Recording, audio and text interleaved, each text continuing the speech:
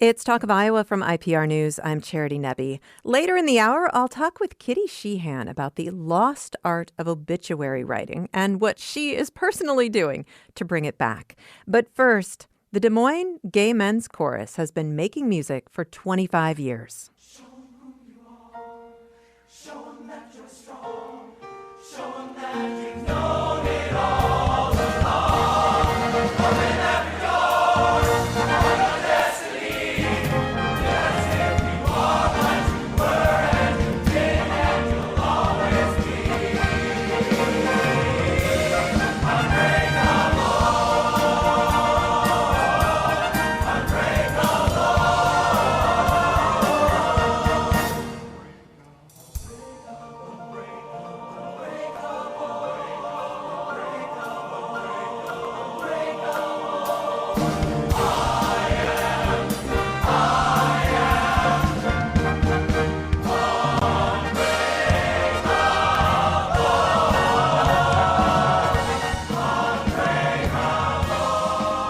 That's just a little bit of the Des Moines Gay Men's Chorus singing Unbreakable by Kelly Clarkson. That's an arrangement by Ben Wexler. And that was recorded in 2024.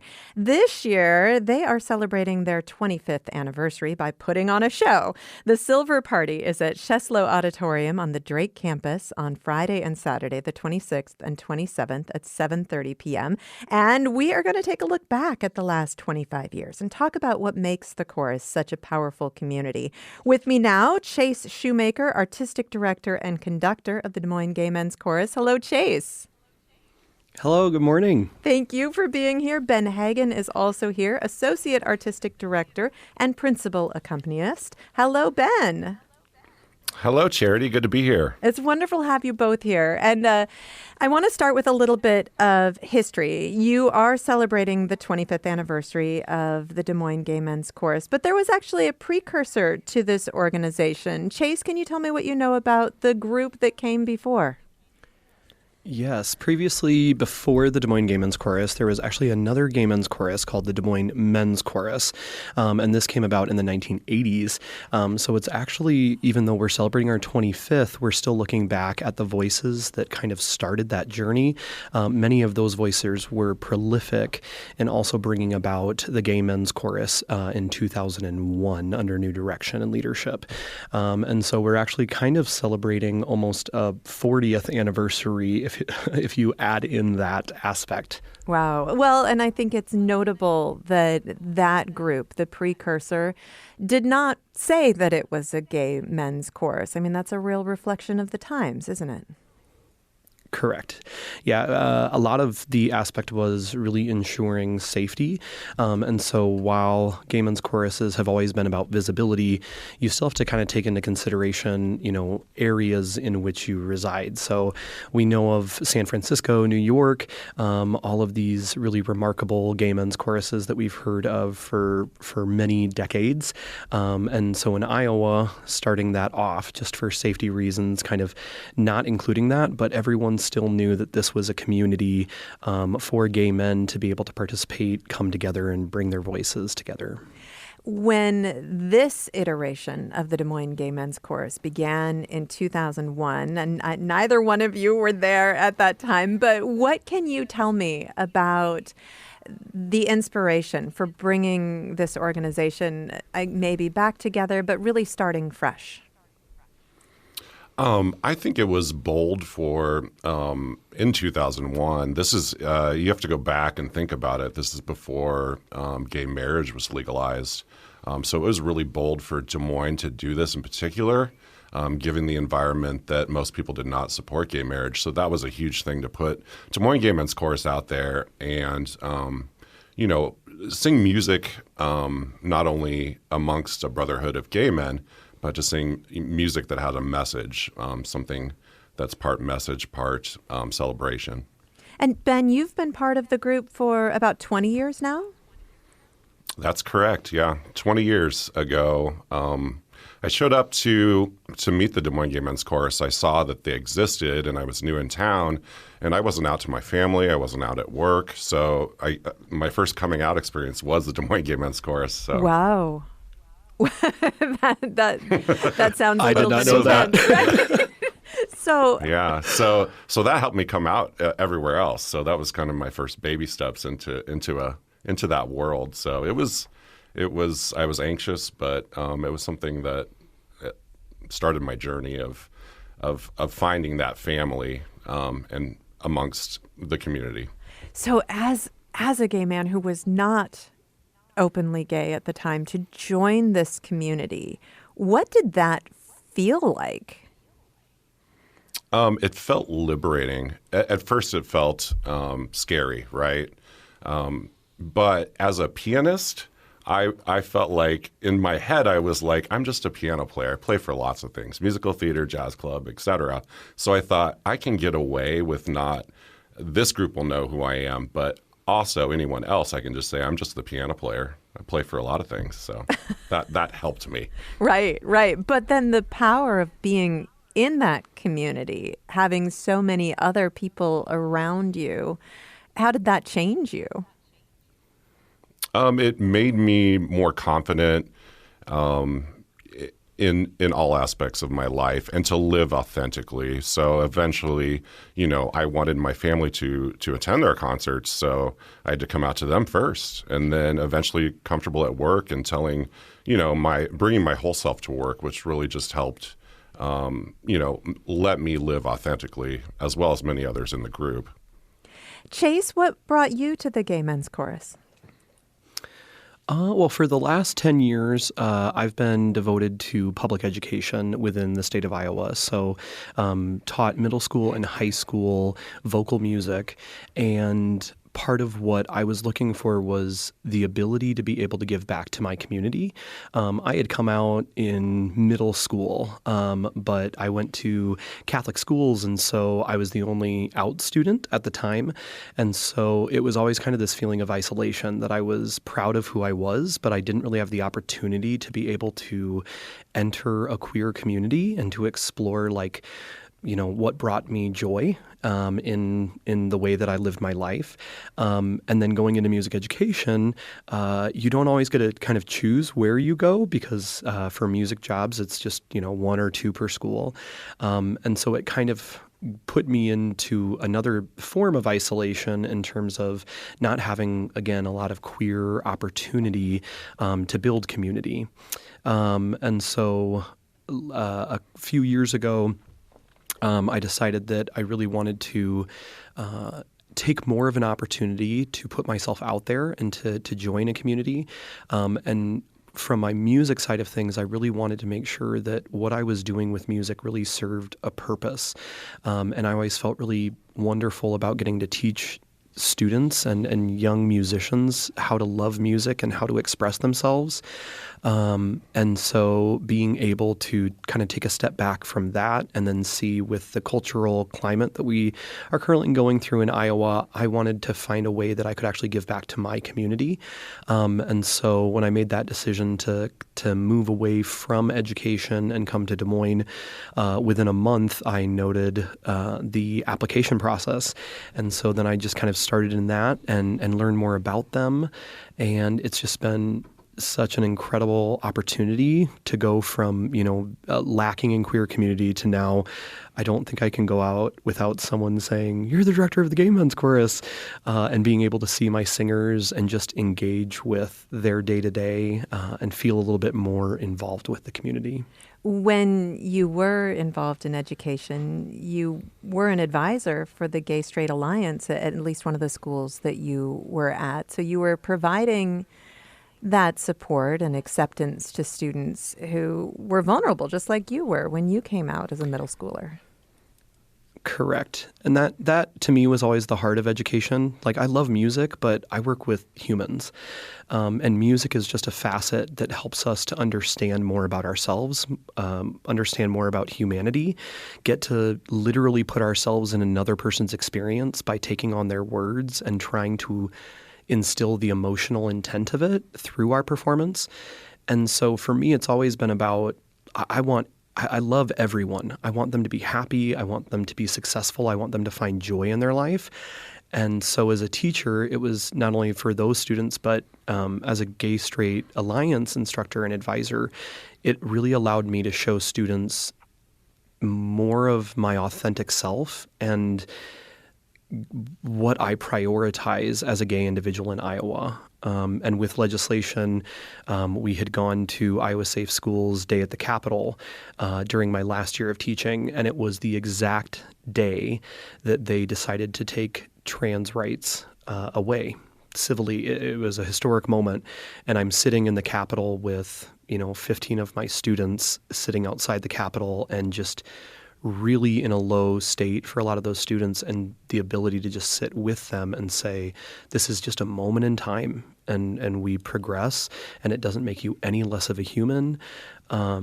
And so it was one of those defining moments where I had already resigned my position at that time, but to be able to tell the students that your journey continues and that even through these hardships, we can still find joy in community. Today was a hard day, but we get to be together.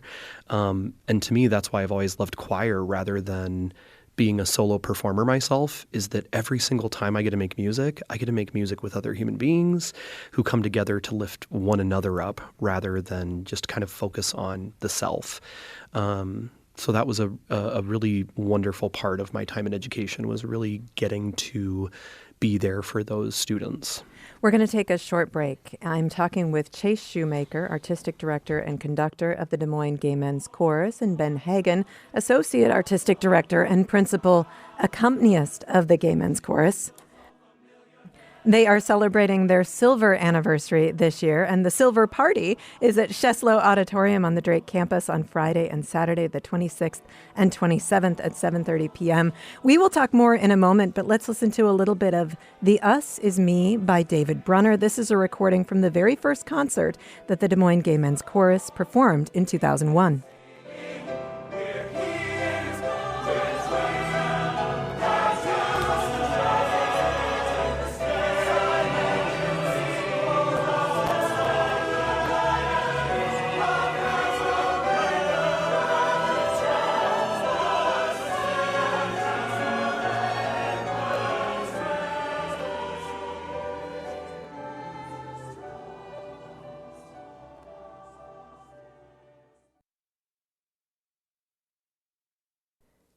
It's Talk of Iowa from IPR News. I'm Charity Nebbe. Coming up in 20 minutes, I will talk with Kitty Sheehan about the lost art of obituary writing. But right now, we are talking about the Des Moines Gay Men's Chorus. They are celebrating their 25th anniversary by putting on a show. The Silver Party is at Sheslow Auditorium on the Drake campus on Friday and Saturday, the 26th and 27th at 7:30 p.m.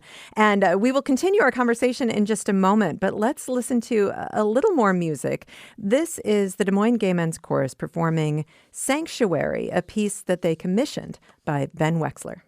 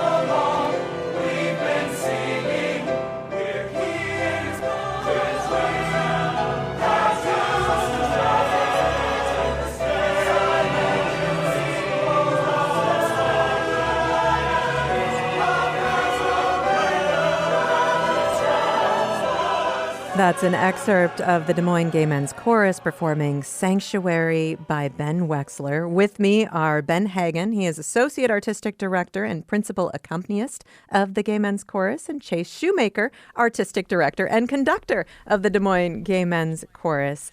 And I want to talk about the group itself at this point in time. Chase, how many members do you have? We currently, for this concert, have about 80 members.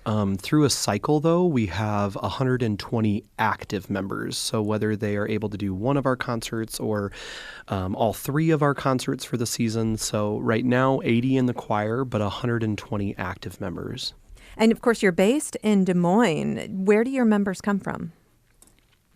Our members come from all over the Des Moines metro area. So we even have members who come from Altoona, who come from Pella, who come from Indianola and Ames. So it's not just members of the Des Moines area, but around the entire area. I can imagine that this feels like a really wonderful opportunity for people to join this community. And just listening to the excerpts from songs that we have already heard this hour, clearly the level of musicianship is extremely high in the group. Chase, I mean, what is it, an audition process, or does everyone who wants to join have the opportunity? Y'all come sing. We do have an auditioned ensemble within the chorus structure that's called Harmony, which Ben is the director of. But for the Des Moines Gay Men's Chorus, it is open to anyone who wants to sing in community. And I think usually our name kind of is off-putting for some people because we did start as a gay men's chorus for only gay men that are tenors and basses. But especially within the last 5 years after 2020 and COVID, I think people were craving that community. And we were going through a lot of difficulties in terms of societal aspects for the queer community. And so now about 30% of our makeup is not just gay men, but trans non-binary individuals, as well as cis, hetero, straight couples who are allies that really want to show up and be present for the gay community. And so it's really expanded to be like an incredibly inclusive organization, which shows in the membership and how deeply they care about one another. Well, and that also, as musicians, that gives you the opportunity to play with so many different voices. Ben, you've been at this for 20 years. Tell me a little bit about how you've watched the evolution of this group.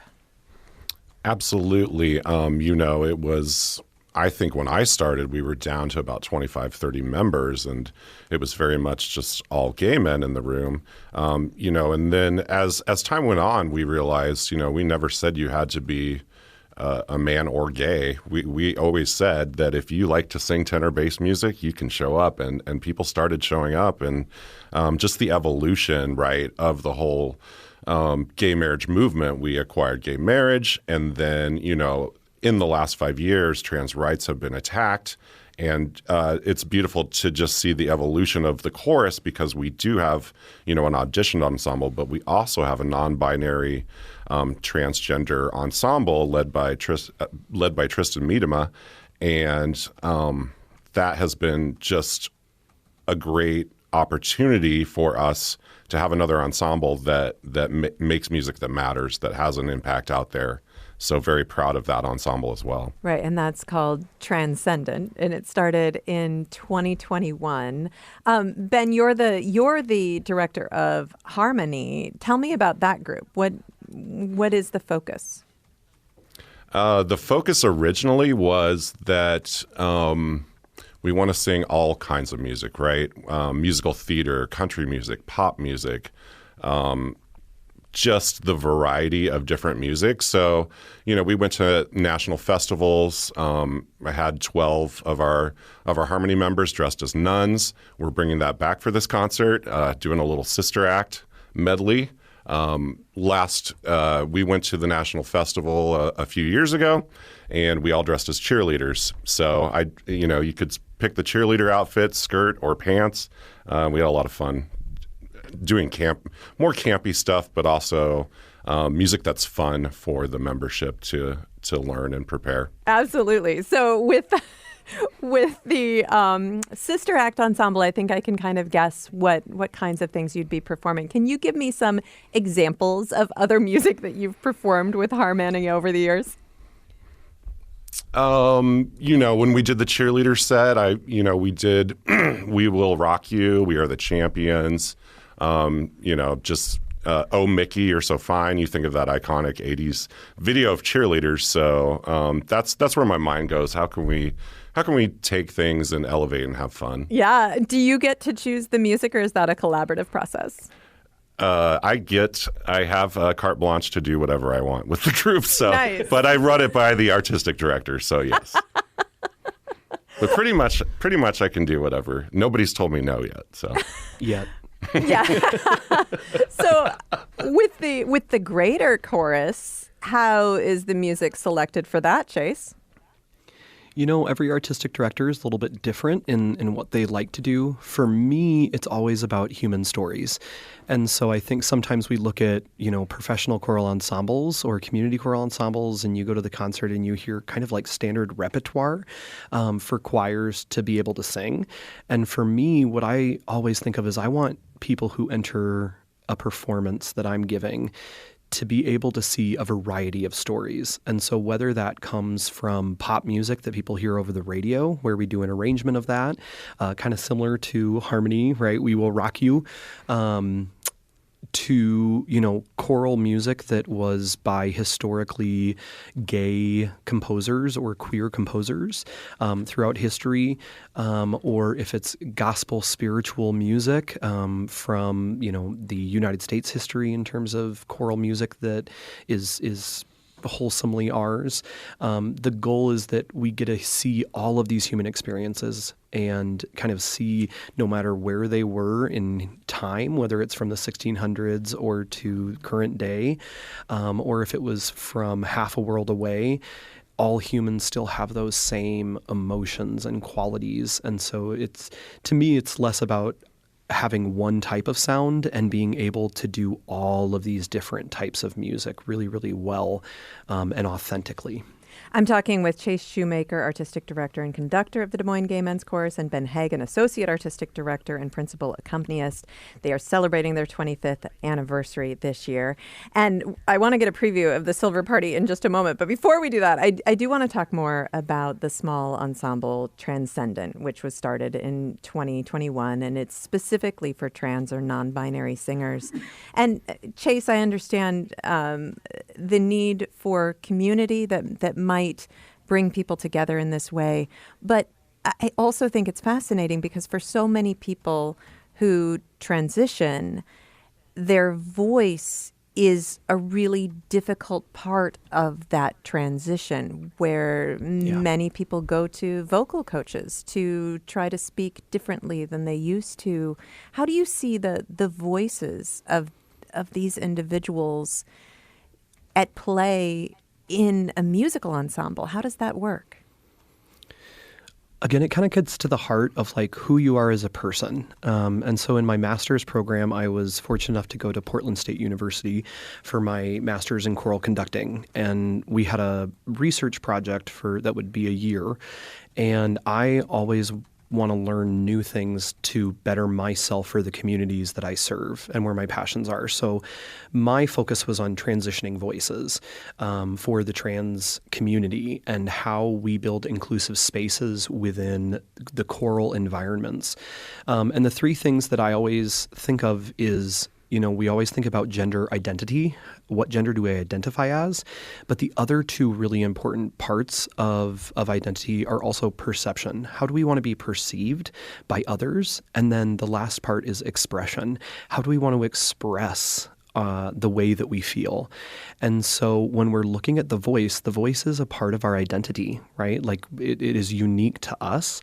And for some individuals, when transitioning, they want a voice that also matches the expression and the perception of their identified gender.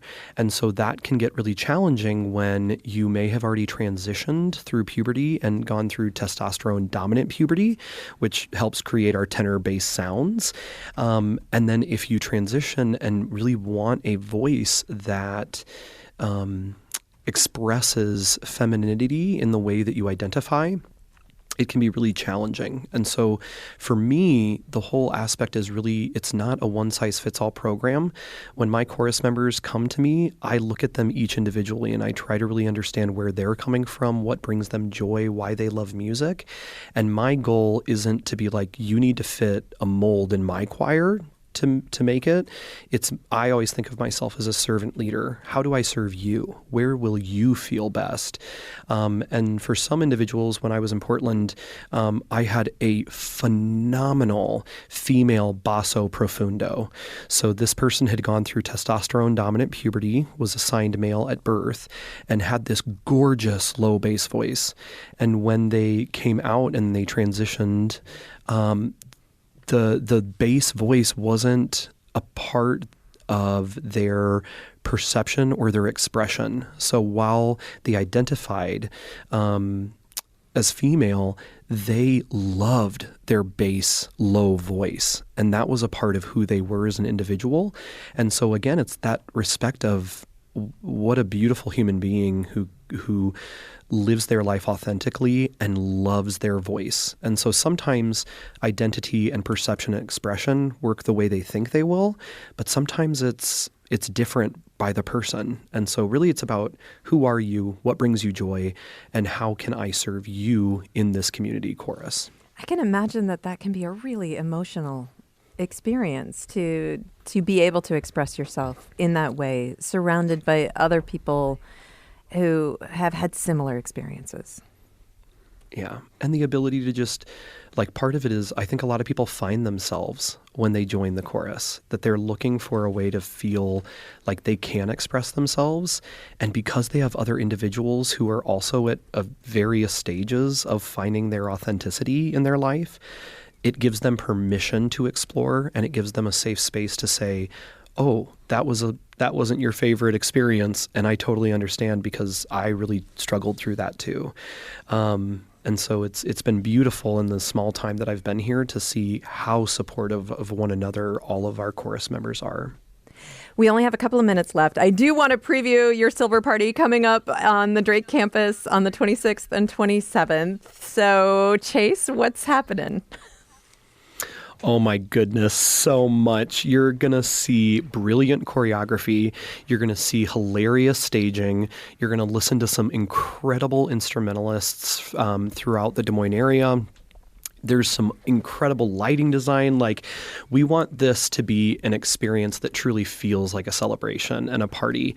And so when you come to the Silver Party, it's not going to be like other choral experiences. We have choral singers, but it's a whole show. And so in the concert time that we have, you're going to laugh hysterically, you're going to cackle laugh, and then you're going to cry, because there's also that importance of understanding who we are as holistic human beings through the struggles that we face, the courage we have, and the joy that we get to celebrate when we're in community. So it's going to be an awesome, awesome night. We're really excited. Ben, what are you most excited about? I'm really excited because they let me pick the entire all the music for the show, including the large group. So it was really fun to go over the last 25 years and pick out, ooh, that has a fun piano part. Let's play this one. Or this was a meaningful song. So Chase is absolutely right. You're going to laugh. You're going to cry. You're going to sing along. You're going to leave the show feeling awesome with a heart full of hope. And just a celebration of everything, community, LGBTQ, family. And this silver theme, this has been, you've been leaning hard into this all year long. Will there be a lot of silver on stage?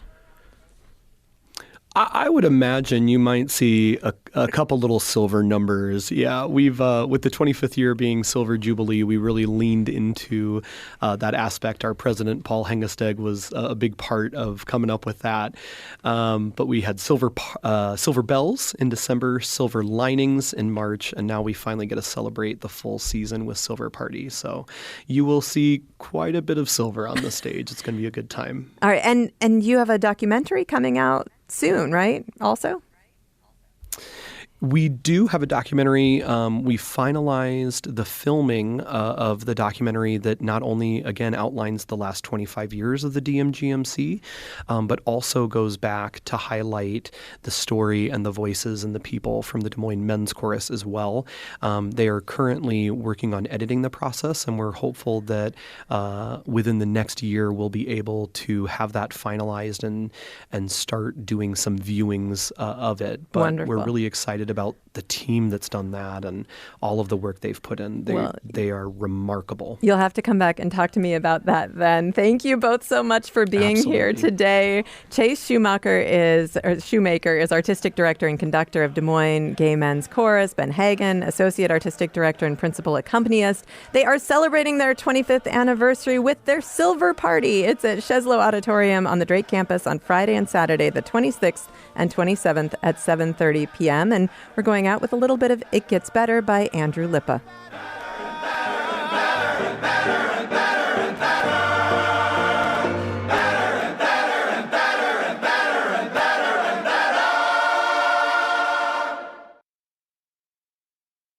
It's Talk of Iowa from IPR News. I'm Charity Nebbe. Kitty Sheehan noticed that the obituaries being published on funeral home websites left a lot to be desired. She started writing obituaries, teaching others how to write them, and she founded the Healing Obituary, a writing seminar designed for funeral home staff, but really for anyone who wants to learn how to create an eloquent, heartfelt obituary. She also writes obituaries professionally and has a Substack through the Iowa Writers Collaborative. And she is with me now. Hello, Kitty. Hi, good morning. It's wonderful to see you. And tell me what you were seeing with obituaries that was troubling you. I was seeing things that didn't tell me about the person. So commonly it would say, grandmother enjoyed her pets and the Hawkeyes, and I'm guilty of writing an obituary like that about my own mother before I really dove into the art of it. And so what was lacking were details that set that person apart from the rest of us, that really told their story, because everybody has a story if you ask. And so I wanted to find a way to broaden the outlook that funeral homes had on writing those obituaries. And also I learned from experience and from talking to other people that when they walked into a funeral home, for a lot of people, it's the first time they had ever been in one. And the stereotypes held true. They just were freaked out by things they saw around them that they had never had experience with. And then to sit down and talk about the obituary immediately when you're still in that state of mind can be really traumatic, and they're not really even aware of what they're saying. Yeah. So that was another thing I wanted to work with funeral homes on, is making the people feel more comfortable when they sat down to talk about their loved one. And you had some insider info into the funeral industry. You married into the funeral industry, right? I did. Yep, my husband has done just about everything there is to do in that profession. And currently he's selling headstones to people. And so he's in an office and people walk in the door and say they want to buy their headstone. And then he listens to their stories. And he comes home every day and tells me about these people that, are phenomenal. And he just asks them about themselves and they start talking. So we both really enjoy hearing people's stories. Yeah. Well, and of course, obituaries have changed so much over the years. I mean, newspapers used to have obituary writers. So there was a journalist who was learning people's stories and writing about them. And a few notable newspapers still do, but you have to be very famous to have an obituary written these days. And then, of course, with the internet, funeral homes really took over that task of not publishing them in the newspaper, but publishing them online as part of a website where people would visit and share remembrances. And through that time, the process, at least from your perspective, I get the sense, has become less and less personal to the person who died? In some ways, it really has. And then in other ways, putting them online allows you to write more because you don't have to pay the fee that newspapers charge. So you can write more, although I've had people tell me mine were too long, which makes me really sad because I hope no one ever says that about my obituary. Yeah, I didn't want to hear any more about her. So, and the more detail, the more comments that invites from people who are reading it online too. Yeah. And by comments, I mean remembrances about that person. So I love that when things that I share jog someone's memory for something that they want to share about that person too. So that's something that a newspaper won't give you. But you're leading right into my newest pet peeve, which is AI. I was just going to ask about that. And, a lot of people also will designate a family member to write the obituary that will get published on the funeral home's website and a version may be in the local newspaper if they chose to pay for that or if they still have a local newspaper. Yes. But people are afraid of writing. And so more and more people, funeral homes and just people, are turning to AI, feeding this information in, and an obituary pops up. When this is one of your pet peeves, you want to tell us why? They too are similar to each other, those obituaries. I've gotten so I can tell right away. Not just the telling M dash that shows up in AI writing, but just things that I know a person didn't really say. And it'll focus a lot on their achievements, and it will say, this shows how deeply involved Charity was in her community, which is a sentence that doesn't really say anything. And so that's what I'm finding in AI. And I have to say, since it is so prevalent and we know it's not going to go away, the Healing Obituary is doing their part in trying to improve the way AI is used. Okay. So that's something to look ahead to that we're working on right now because it's not going away. Right. You have to acknowledge this reality. We do. So you decided to create this seminar. Was there a moment where you're like, I'm going to fix this? What inspired you to do that? I always think I'm going to fix everything, actually. Good for you. Yeah, it was kind of that way. It came about just from my experiences writing for people and the feedback that I got.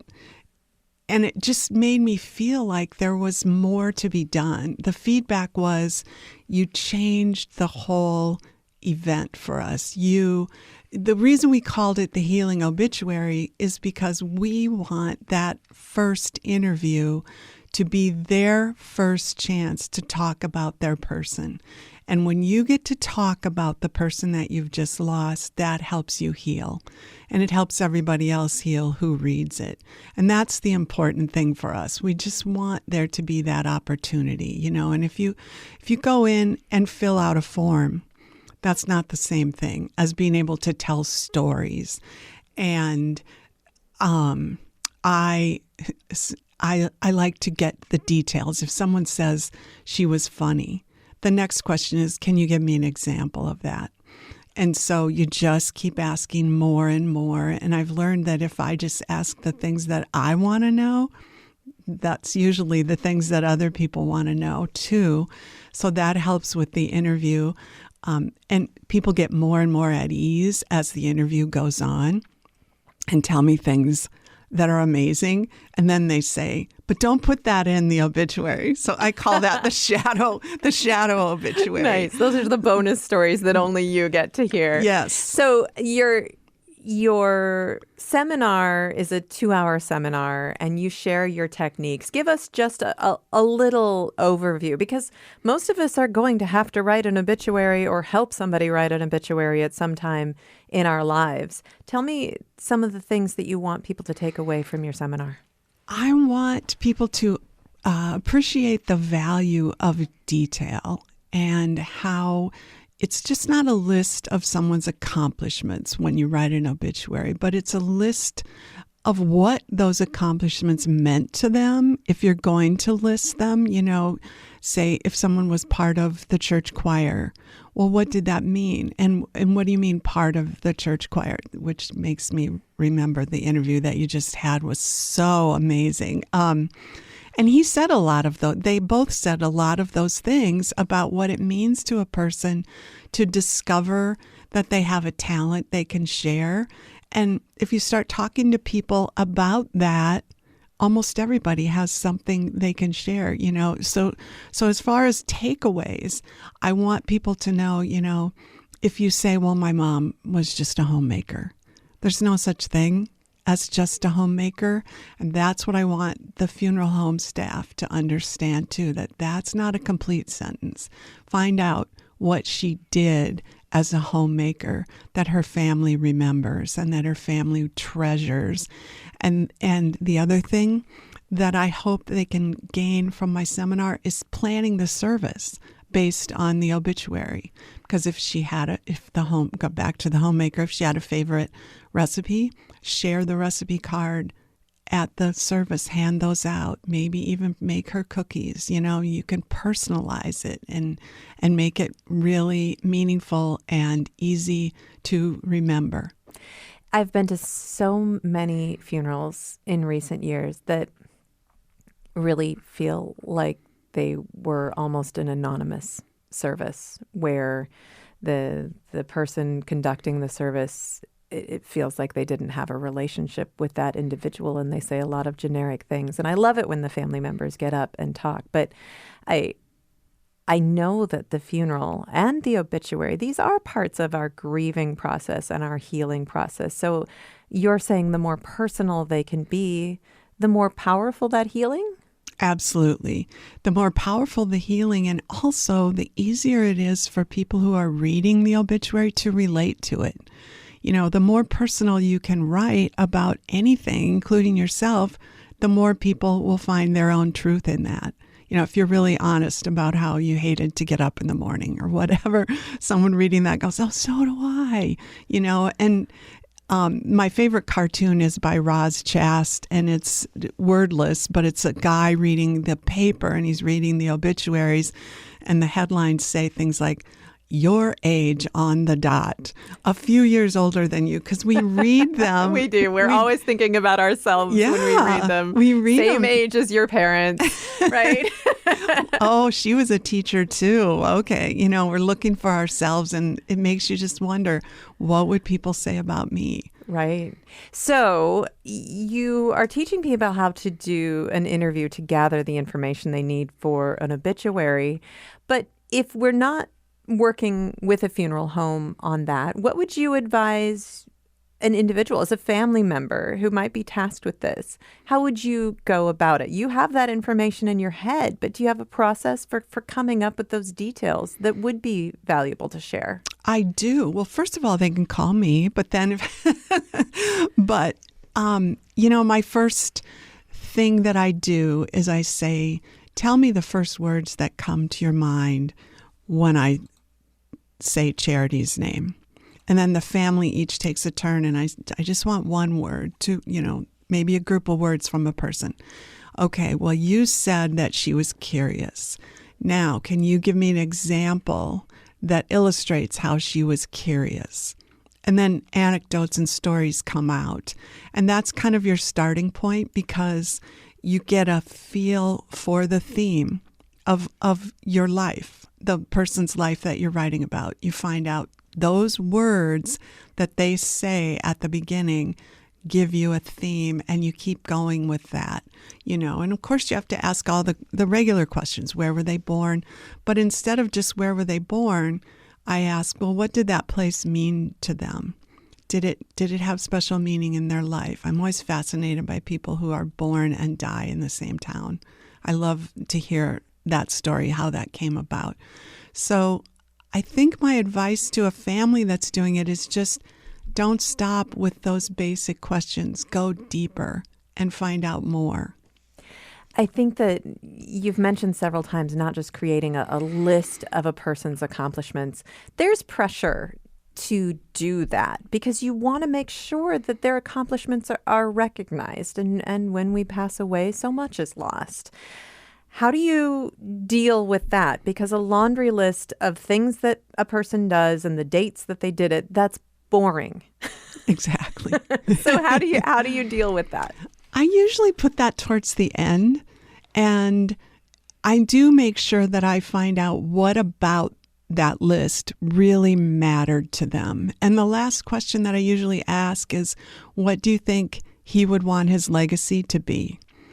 And that's something that people really stop and think about. And I can tell you, I've never had one person tell me that a legacy came from that list of organizations. The legacy is usually that he loved his family, that he wanted to make change in the world, that he just wanted people to feel better when he was around them. It's never his legacy is that he was president of the bird watchers or whatever. So, I include the list, but I don't prioritize it. And hopefully in an obituary, that's not all you get, but it often is. Yeah. What about that first sentence? What do we need to know about the first sentence? Oh, that's such a good question. Just like any kind of writing, you want the first sentence to make the people who read it want to keep reading. So I urge when I'm teaching that first sentence construction be very kind of scientific, like use all those words that we got from that first question, one of my favorite examples is a seminar that I was teaching, and I used my mom as an example, and I told stories about my mom, about how she, even though my dad was a professional athlete, the trophies that were on our mantle were all wearing skirts because back then that's what and she was a bowler and a golfer, and she loved to beat men at both of those things. So I'm telling this funeral home staff all these details about my mom. And one of the guy's first sentence that he wrote was, a lot of men in Carroll, Iowa are waking up today relieved that they'll never have to face Betty Sheehan on the golf course again. I was so happy. Yeah. She would have loved that too. That does make me want to know more. Yes. We only have about 30 seconds left, but we've talked about how this is an important step in the grieving process. Why do you think it's so important to really tell a person's story? How does that help us? And I know that's a big answer, but about 30 seconds. Yeah, so. Because it aids with the healing, and the healing is the hardest part. And if we can do anything to make that easier, that's our goal. And I'll be teaching this at the Okoboji Writers Retreat this summer too. Kitty, thank you so much. Thank you. Kitty Sheehan is the founder of the Healing Obituary. She puts on seminars to teach others how to write obituaries, and she also writes them professionally herself. Talk of Iowa is a production of IPR News. Our producers are Caitlin Troutman, Danny Gear, and Samantha McIntosh. We had technical support today from Nev Kelly and Tony Sarabia. I'm Charity Nebbe. This is Talk of Iowa.